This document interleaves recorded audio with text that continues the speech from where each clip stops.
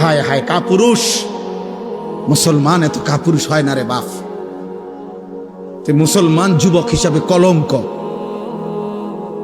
তোর মতো কাপুরুষ মুসলিম যুবক না হলে ভালো ছিল, যার রক্তে ইমান জাগে না, কলিজায় যার ইমান জাগে না।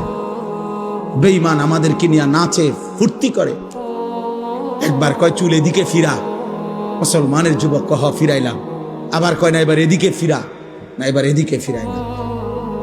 আহা, এ তো কাপুরুষের পরিচয়, এ তো আত্মমর্যাদাহীন পুরুষের পরিচয়। এই জন্য এই বন্ধুর কথা যদি শুনো, এই ভাইয়ের কথা যদি মনে থাকে, আমি যদি কোনোদিন আর বলতে না পারি, আজই বললাম,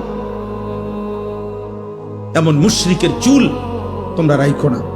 এই চুল তোমাদের প্রমাণ করে তোমার কোনো বাপ নাই। হ্যাঁ হ্যাঁ, কারণ তোমার বাবার সাথে তোমার কোনো সম্পর্ক নাই। তোমার বাবার চুল এমন না, তোমার বাবার চলাফেরা এমন না। এই মুশরিকের চুল প্রমাণ করে তোমার কোনো আল্লাহ নাই, তোমার কোনো নবী নাই, তোমার কোনো ধর্ম নাই। তোমার ধর্মই তোমার মোবাইল, তোমার সব কিছু তোমার মোবাইল। আফারাআইতা মান ইত্তাখাযা ইলাহাহু হাওয়াহু। আল্লাহ কোরআনে বলছে, হে নবী আপনি দেখেন ওই নাফরমানদের, যারা তাদের মনের ইচ্ছাকেই নিজের খোদা বানিয়ে ফেলেছে। কোরআন শরীফের আয়াত কি নাউজু।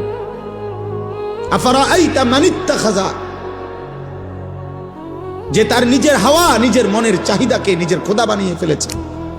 আল্লাহ বলছে, আমি তোরে ওয়াদা দিলাম, ওয়া আদাল্লাহুল্লাহু আলা ইলমিন, আমি তার ইচ্ছে করে, আমি আল্লাহই তাকে পথভ্রষ্ট করে দেব। মনের চাহিদার ধারাবাহিক অনুসরণ করিলে আল্লাহর ওয়াদা আছে।